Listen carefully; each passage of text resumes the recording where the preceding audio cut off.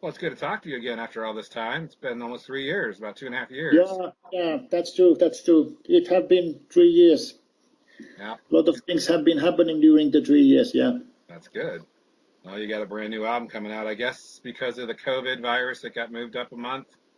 Yeah, that's true. Yeah. They was thinking because they was closing all shops in German and Europe, so they was moving that 1 month. But now I believe that it's coming 22nd of May, so they're not showing that. But you don't know what happens. Right. But that's the plan. Anyway, that's the plan that I was discussing with Thomas, the guy from the record company yesterday, and there was no plans to change that number. So it's going out 22nd of May. Okay, that's good. Yeah, I'm looking forward to it. You switched labels on me. Last time you were on AFM, now you're on Massacre. What's with the jump? The point was this, that our contract was ending with the AFM, and then there was some kind of, if they like to make the new contract, whatever, and it was little bit that I don't know if they were so interesting, but I know the guys well because it was the second album. Transition State was the second album, and then he said that he knows actually one guy who is really interesting to have us, and shall I do this connection? I said, do connection. I discussing, and I was wondering if we like to make an album, because I mean, making album, it's not a money business anymore.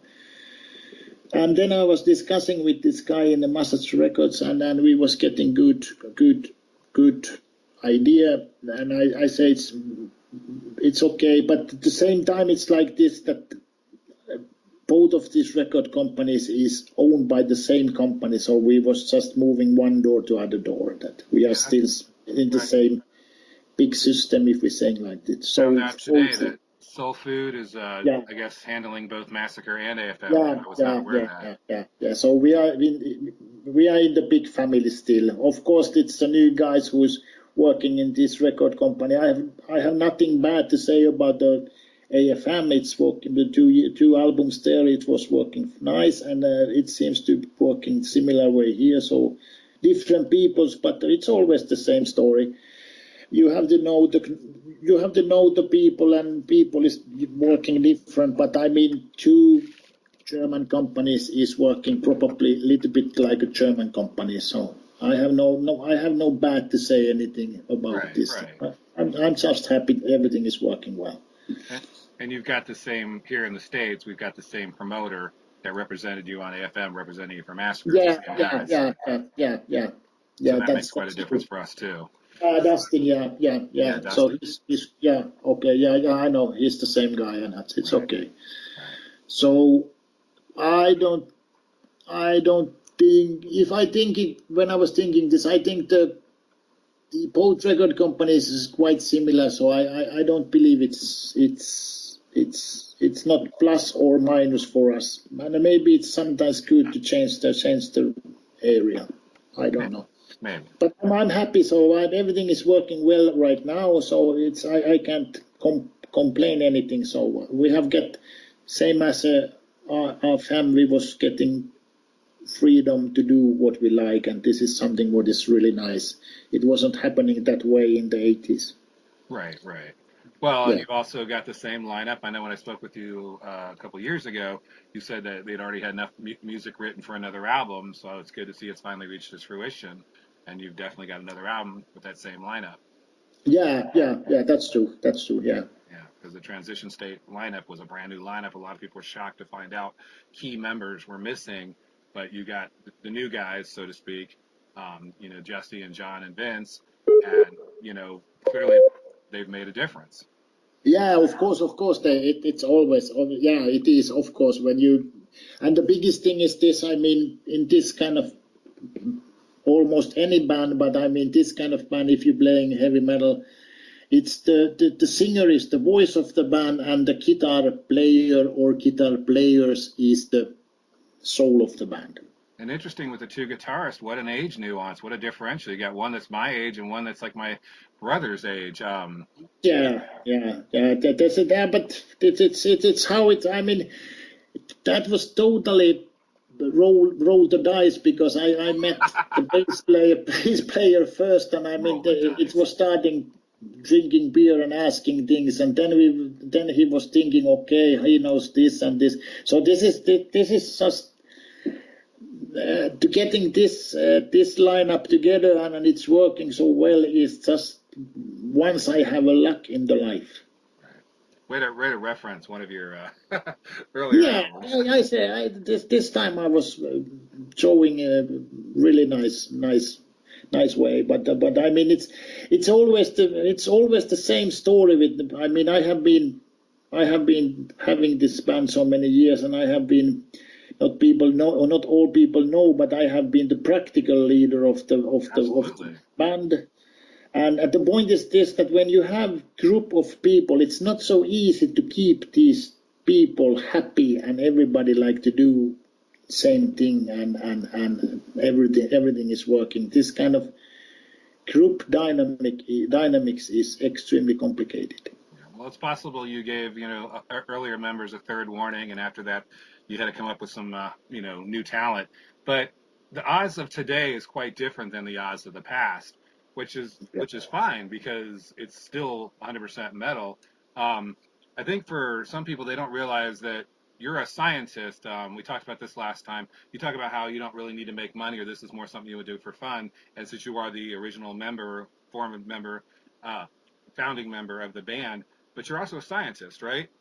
Yes, I was, but nowadays I'm not working as a scientist anymore. I was leaving the university world, and I'm doing nowadays quite normal work with the houses and this kind of things. But I have been working as a scientist 20 years. Right. What was your main field as a scientist? I was doing molecular dynamic simulation, computer guy. Right, exactly. Models, theoretical models. Right. A lot of people don't realize how intelligent you really are, and it's not just a guy sitting on drum kit. It's someone who's actually quite educated. Yeah, that's true. Because I mean, what I was doing as a scientist, it was one of the most complicated things. That I mean, it can't be harder. It was the mathematics in all kind of things, and then when you doing theoretical calculations, what I was doing, basically all people who's working in the lab saying this is bullshit, and I have to explain to them that no, it's not bullshit. I'm saying what you're doing, and this. But I mean, I was there, and if I've been lucky, because Swedish system is like, if I've been lucky, I have been a professor and I have been scientist, but it's not happening me, and then I was falling back to my other love of my life, music, and that's the reason why I'm still playing drums. Right, and also you speak several languages, because obviously Swedish, and obviously Finnish, and obviously English, and obviously mathematical is a language all its own. Yeah. This is it. But of course, but I mean, the mathematics have always been my good side. If we say, I mean, it's the same when I'm playing drums. I always have some kind of number system in my mind. This is 415, 415, 62, or whatever. So mathematics have been some part of my life. I don't know why, but it is, and it this way. But I mean, when you're getting older, you start looking the life totally different way. Right, of course. Yeah. This is this is the secret. When we was doing albums, Fire in the Brain, Third Warning, this kind of things, I was 21, when 22 years old, 23 years old.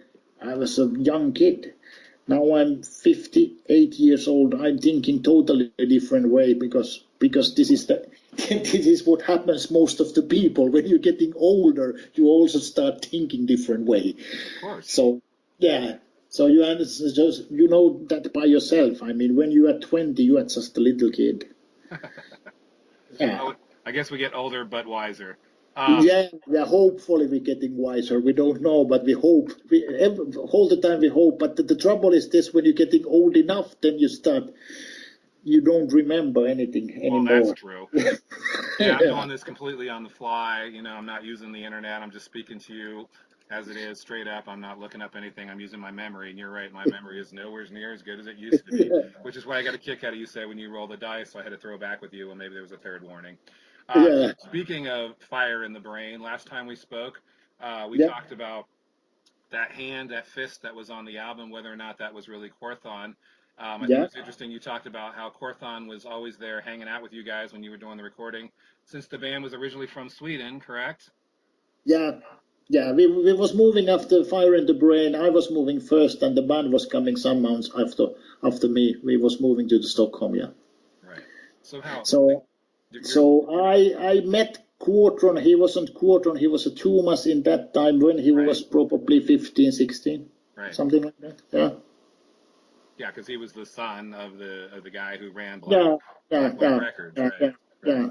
Also, I was a family member some years there, so Right. I know I knew both of them quite well.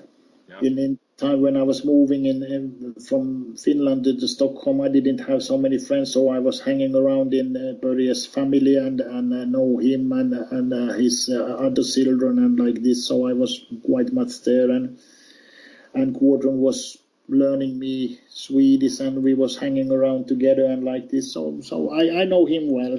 Right. And he Yeah. kind of started out as just like a Kiss fan or a simple rocker, and then he started to develop this whole black metal attitude or something that. Yeah, that's true. Yeah, he was a big Kiss fan. I remember. Yeah, I remember him when he was hanging there, and then because in the beginning wasn't playing any instrument at all, and then he started to play guitar, and then he started recording something. You have to understand, if we are talking about what happens in 80s, Right. Of you was course. having this kind of you was having some kind of tape recorder, and you was playing something. You understand? The demo tapes was totally different in that time compared what we have now. Absolutely. Yeah, but That I raw. remember he started playing guitar sometimes there, and Jay, our bass player, was because he was a little bit younger. They more closely court when they became really good friends. So Jay was learning him to play guitar. So they was sitting several hours, several days, and playing just guitar. And he was coming to me and playing some demo tapes. What you think about this guitar riff? What you think about this? So he was in the beginning he was hanging around there, but then he could start to make music by himself. And of course, if your father is record company owner, Right. he Away. Right. yeah, you understand, he's just giving his son do what you like, and I Right. like to be a rock star. Okay, that's good. Yeah. And that So image of Corthon in the pentagram with his two fingers up, and that was so iconic at the time, and it was just that whole debut album with the rip off from the soundtrack of the movie Black Sabbath with the 7-minute bell toll and all that kind of stuff. It was so cutting edge and so different, kind of like the Hellhammer stuff that was on Noise at the time. But it's so funny that they consider Bathory the founders of black metal, and it's just like, really, because the whole thing was image oriented. yeah. But it's so cool that you were there to see it all and really know what really went down. Yeah. But he was also younger. The point is this: it was some kind of dream trip, you know. Right, exactly. Yeah, but at the point is this: what I was meaning that what I was saying it is this that Gudrun could do a lot of things because he was having this freedom. Right, of course. I Yeah, mean, with the I mean, you data and the understand label. that if I compare with myself when I was his age, my father was normal worker. I mean, he's Of not course. giving to me that yeah, you do this and this, do what you like. I mean, he was giving to me world. You probably find a work or educate self. I'm not going to pay your bills. Right, which But is I mean, Gordon was getting total freedom and food and guitar. yeah, exactly. He was a spoiled brat, the father of black metal. Yeah, Whereas yeah, you learned yeah, diligence and ethics, and then you became a scientist as well as a yeah, drummer. yeah. So people always associate Oz as being from Finland, but your roots are truly in Sweden, right? We are born in Finland, everyone. We was starting in Finland when we was moving from Finland to Stockholm 83 after 83. Fire in the Okay. Brain. Okay. So this is this complicated system. What is also what was some sense not good for us. Right. Right. We're starting in the Finland, and we are the Finnish band, but we have most of the time been living in Sweden. Right. And when we are here in Sweden, we can't be Finnish Swedish band because we're coming from Finland, so we was called also Scandinavian country. Right. And you were on This is a point. Yeah. Right. And this kind of things is not big deal for me because I have always been talking and working with different people from different areas. I mean, different countries, different colors, different languages. It's not big deal, but you understand it's same here in Scandinavia, here in between Finland, Sweden, Norway. I mean, a lot of people is extremely fond of their own country. Exactly. Yeah. Well, So I mean. Yeah, I mean, in Sweden, Finnish people, it's not always the most popular people. Right. And Well, this is the point. Yeah, but you understand, this is a point. Finland people don't like always Swedish people because it's the neighbor. This is the brother things. You don't like your brother because he's so close. It's better. Yeah, and this why, because we was moving between these two countries. And in some sense it was really weird, but it was the only thing what we could do, because when we were starting in Finland we didn't have any chance there, because it was in that time in the 80s it was like Russia. Right, exactly. There was no real popular bands. Yeah, now it's totally different because it's coming a lot of biggest bands in the world are from Finland. But I mean in that time it was totally, we was doing some kind of pioneering work in Finland when we was living in Finland, and then we was moving to Stockholm and start doing pioneering work here. Because I mean in Sweden it existing some bands before. In Stockholm basically one band is older and it's Heavy Load. Right, absolutely. But most of the bands is the same age or coming after us, so we was basically opened the door again. Well, there were more hard rock oriented bands that were clearly in Sweden. Yeah, it was, and of course there was a lot of band here, but a lot of friends what I know in Stockholm nowadays, they are a little bit younger than me. Right. And I think last time we talked, you were excited to hear that Heavy Load had reformed and were active again, and it's good to see that too, because I agree, they are probably the true traditional metal band that premiered out of Sweden at that early time. Absolutely. Yeah, I think they are one of the first one, and we was quite.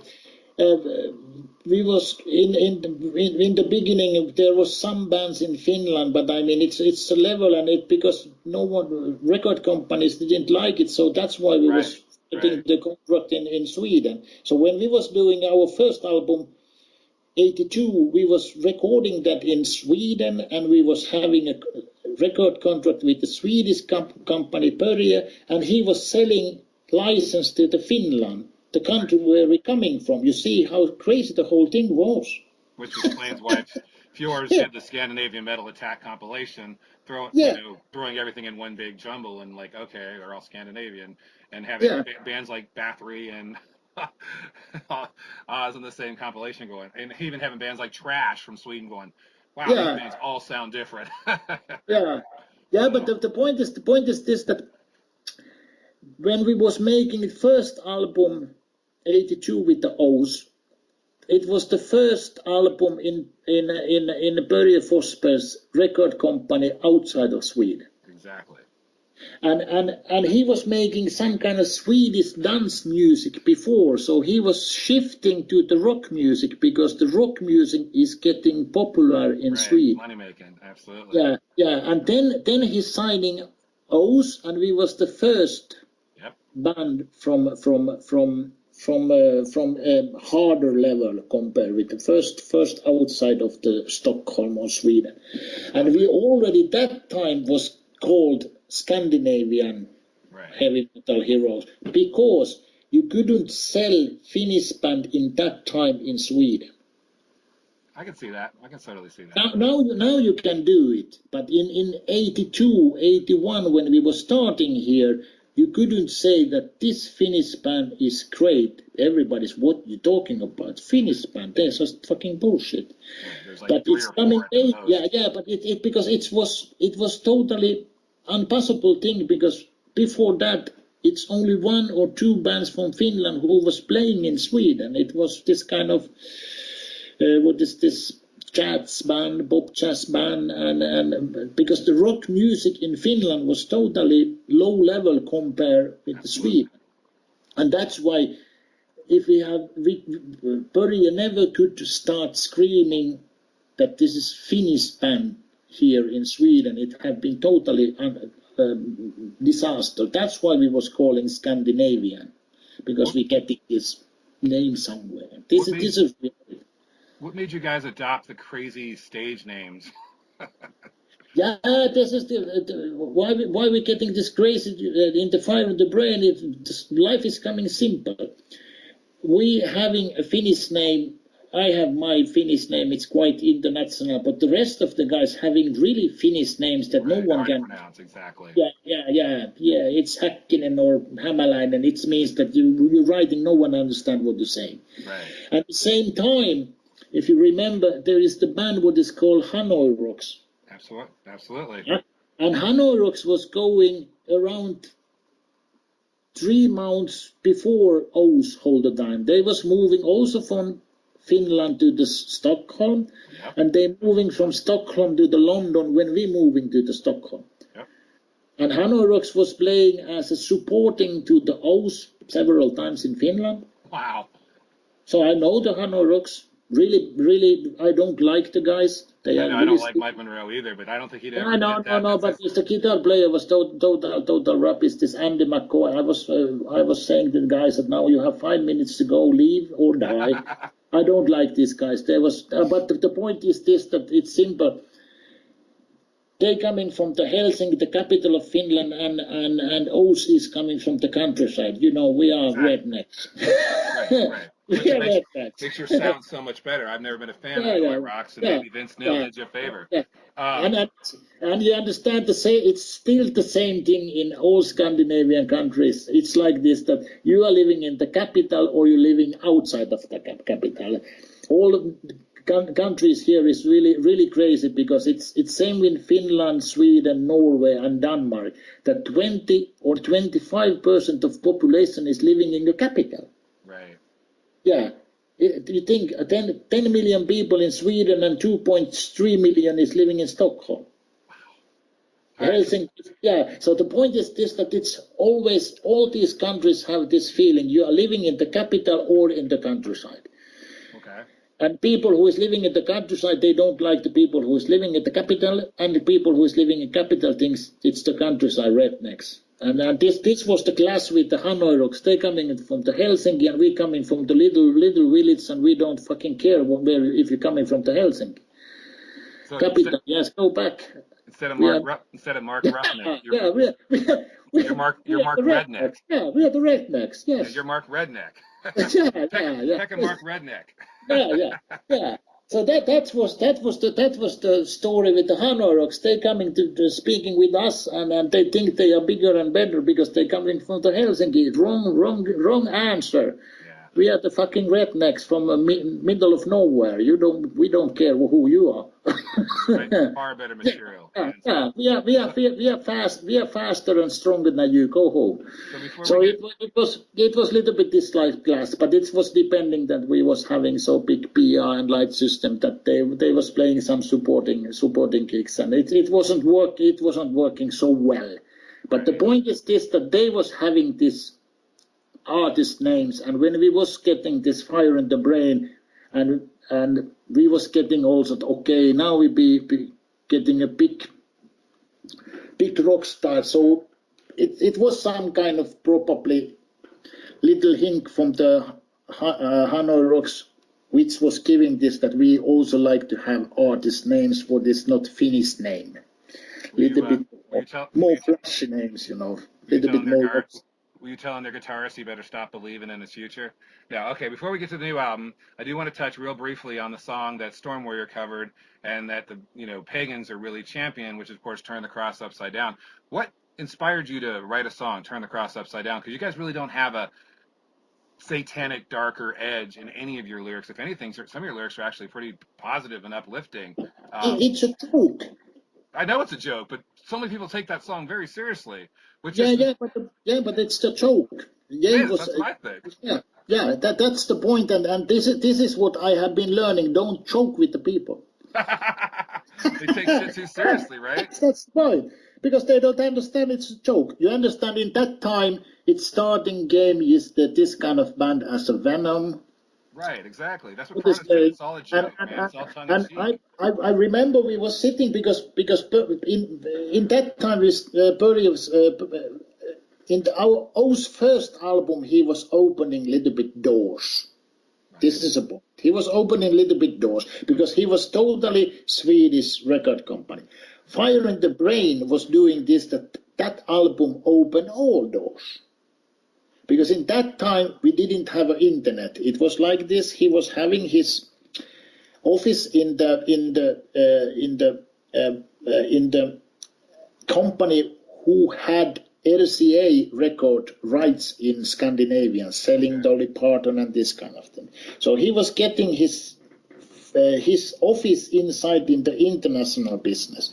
And when we was made Fire in the Brain album, he was sending Fire in the Brain album as he was doing in the 80s in different record companies. Oh yeah, yeah. Interesting. We have this.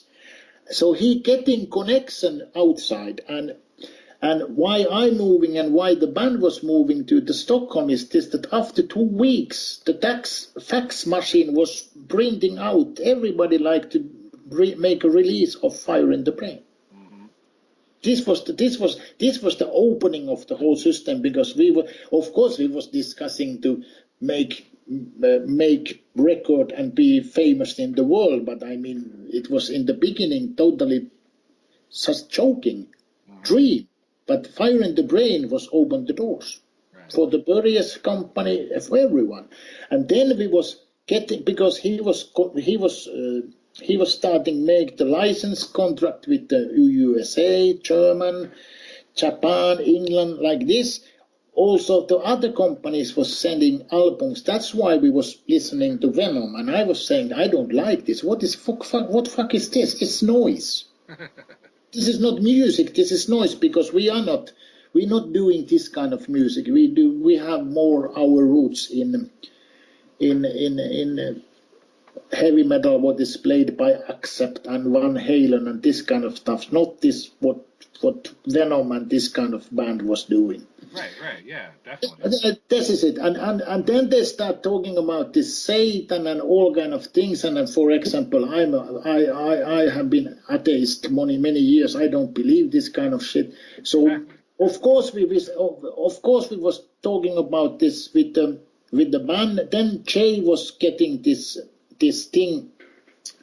Different riff for the Turn the Cross Upside Down, and we was playing that in the rehearsal studio and think this is fucking good. This is fucking good. It is. It's catchy as hell. Yeah, and this is fucking good song. It was little bit different in the beginning, but anyway, in that time we make all songs arrangements we was doing in the rehearsal because we didn't have a studio, so we was playing and checking if this is good. No, we do this. So we was getting more and more this song getting all places and then somehow because we have been seeing this, Jay was saying that what think about if we're making somewhere he was getting this idea this Turn the Cross Upside Down and it's stupid thing. And then he started, oh, this is good. And then he said maybe I should write lyrics what is so over against so the worst what you can get. I said yes, do it. So this is the song because we was thinking this is extremely good joke. We don't talking about turning a cross or in this sense as other people basically thinking about these things and turning vinyls in the backwards or whatever. So we was doing this so extremely heavy as we can, right? Because we was thinking this is a joke. And if you read the lyrics with the broken English, right away you get a sense like, oh, they're having a laugh. This is Monty Python-esque. Yeah. It's kind of like when Peavey was an Avenger from Rage, and he had a song called Prayers of Steel. It's like, oh Lord Satan, give me power, teach me prayers of steel. It's like, what the hell? They're just having a laugh. Yeah, but it is. Monty Python's Life of Brian with a little bit of upside down crosses thrown in. Seriously. Yeah. And I from the minute I first heard that song on Scandinavian Metal Attack, back when I was in college, I'm like, first of all, that is an amazing, catchy riff. Like, turn the cross upside down, turn the cross. But I was also, turn the cross. When you talk about Accept and you talk some about the other German hard rock, heavy metal era bands and stuff, and some of the U.S. bands as well, the Judas Priest type stuff, you can totally hear that. And it just has that heavy metal vibe that who gives a shit what you're saying as long as the riff and the music's good. Yeah. It is. But the point is this: that the lyrics is that's a joke that Jay was writing so much. So much fun in that sense that okay, Venom is writing that we are and the point is this, that we didn't explain that this is a joke. Why we doing it? We was doing this. Of course, when you are younger, you're doing things also what you think, and many times it's like this, that jokes inside in the band, it's sometimes this kind of things that no one else is understand that. Right. It's just inside stories. We can laugh something and no one else can understand what is the fun with this. And you're just saying something and everybody's laughing in the band and the rest of the people can't understand what is fun with this. And this was something what we was doing. But of course, we was feeling when we was doing this song that this is really good. It is. I agree. This is a point that when we was doing this, we was believe that this is fucking good. It is. I agree. And then we could explain to the Börje that this is so fucking good that we're doing that as a maxi single. Right. That was an maxi single, right? It was a maxi single, right? Yeah. You remember it is as an album, but it's just one song. Right. Because it wasn't on Fire in the Brain. Exactly. And this is probably in the economical way. It's not the biggest money maker, not that time, and I don't know when. But anyway, we was getting this through this idea. So we was doing this in one weekend. I believe it was Friday, Saturday, Sunday, something like that, in new studio, what we haven't been before. Right. So somehow we was in a new studio. We like to test the studio, and we was making what is this? Decibel Storm album. We was recording that in that studio, but we was testing this studio somehow. Börje liked to test it, I like to test it, we liked it. So we get 3 days or something, and we was doing everything in the 3 days. This one song. Wow. And this is a little bit how it was working with Börje and Quartron and with Oz and Trash. We was doing some pioneering work because it was the little company. We was getting some idea, and then we was laughing and drinking beer, and then we said, yes, let's do it. That's awesome. So it was a little bit like this, that we was doing things what we like to do. We think this is a fun thing, let's do it. Right. Well, Alice Cooper did Dead Babies. I mean, everybody has their songs that, you can look back. I mean, even some of the lyrics, when you look back at some of the Accept lyrics, like, what the hell are they singing about? But then you realize Wolf Hoffman's wife wrote the lyrics. When they translate it, it's a woman singing about a man singing about a woman. It's like, okay. But the music's what stands the test of time. Now, I want to fast forward to Forced Commandments, since that's what we really should be talking about. But anyway, how long did it take you guys to really come up with the solidify the songs for the new album? The idea is this, that both guitar players, Johnny and Jussi, they was writing new songs directly after the transition state. That's what you said, right after transition state. Yeah. So I was, when you was writing the transition, when we make the transition state, I was saying to guys that just write, if you're getting new songs, just do new songs, because we make a new album. We was in this mood in that time. Okay. And we was having probably 20, 22, something, 23 songs, and then we pick up 13.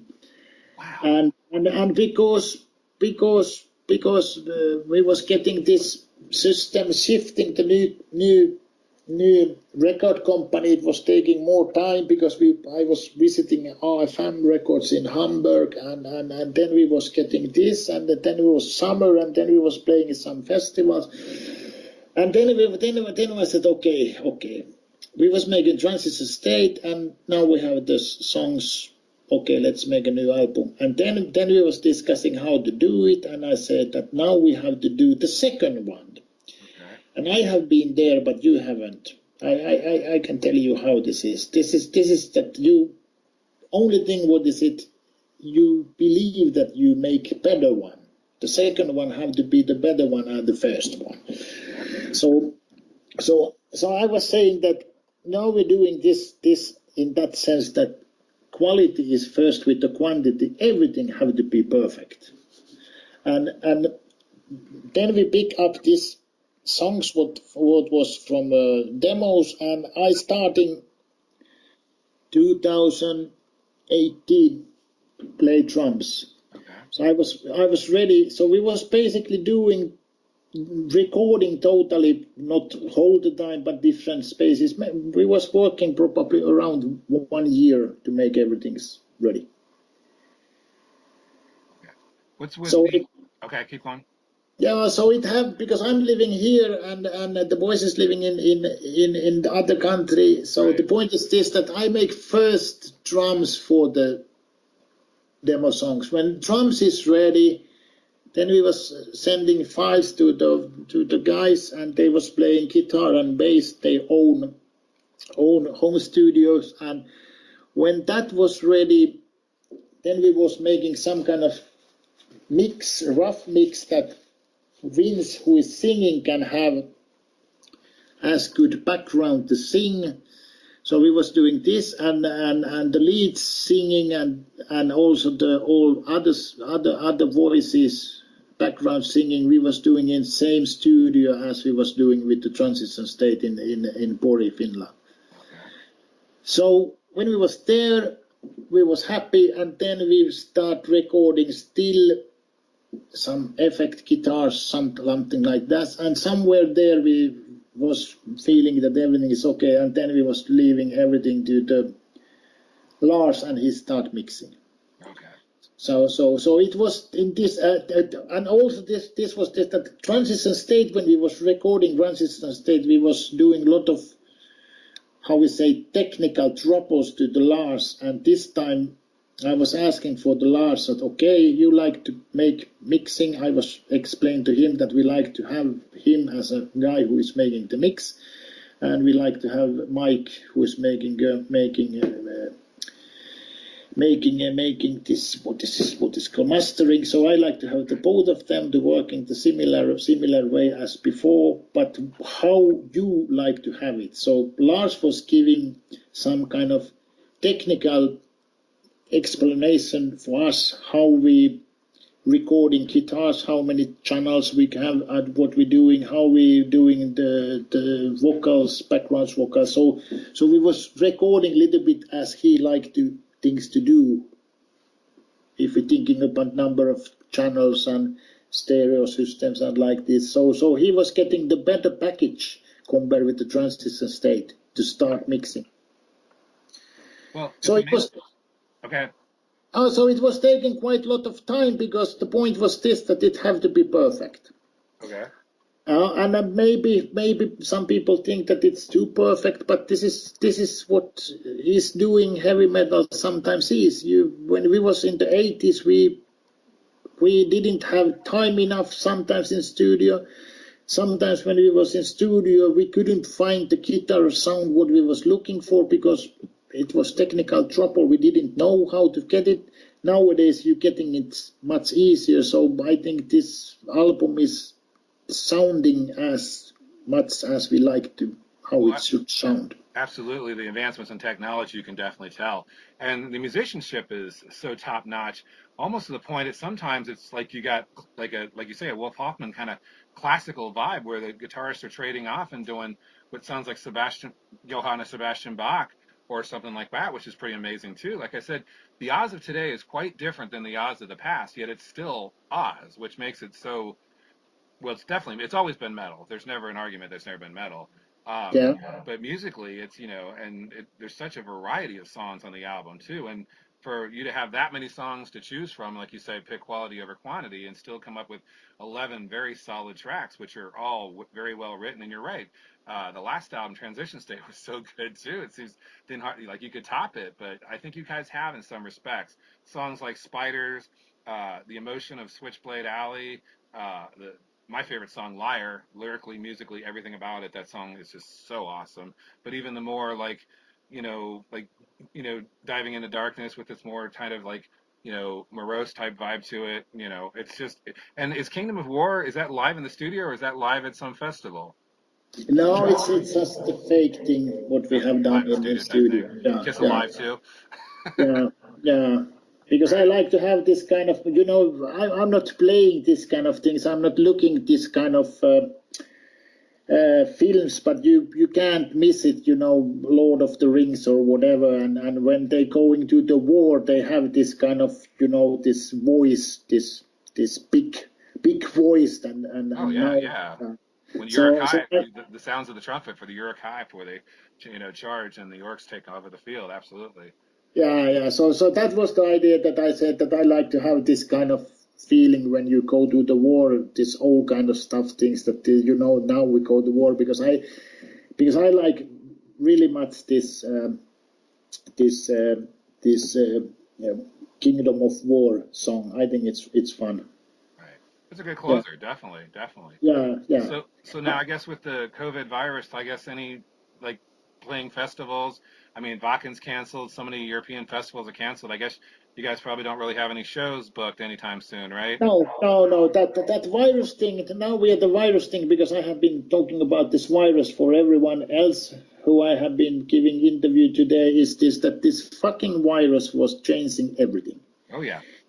And the point is this: it was changing my life, it was changing your life, it was changing our band life, it was changing everything, and we don't know what fuck happens. Of course, we was planning to have this album release actually Tomorrow. tomorrow. Yep. Tomorrow it should be in the beginning, Yep. and I was doing a lot of work in January, February, January when I was coming back from a vacation. January I start to try to find out the way that we can play some festivals and having what is release parties here in Sweden and Finland. I was starting getting something going on, and I'm contacting people in Germany and other countries in Europe, and then coming this fucking thing, which Yeah. means that everything is shut down. Yep. So our plan was actually to play, when we released this album, play out as much as possible festivals and things, and that's why we haven't planned to make any album after that. We do it, I don't know, but I mean our total plan was this: we released this album and then we just like to go and play live Of course. as much as possible and everywhere in the place where we can just play. And we was getting something going on in the beginning, and then everything is gone. Yeah. Yeah. Because I mean, I'm contacting several management companies in German. Some of them was interesting to help us, and maybe they can do this and this. And now I don't know if they are existing anymore. Well, it's an unforeseen future, and we're living in unprecedented times. But hey, Yeah, at least we have music that you guys created that we can listen to. And then when the music comes out, people will still be able to experience it. You've got your video out, your lyric video, and people get to hear the album. I'll do my best to promote it. I think it's a hell of a good album. I don't want to keep you any longer. I'm sorry I've kept you for so long, but it's always so fun talking to you about your background and the early days and everything like that. So I really appreciate you taking the time to indulge me with all that. yeah. Okay. Have a nice day. See you. Okay. Bye Bye. bye.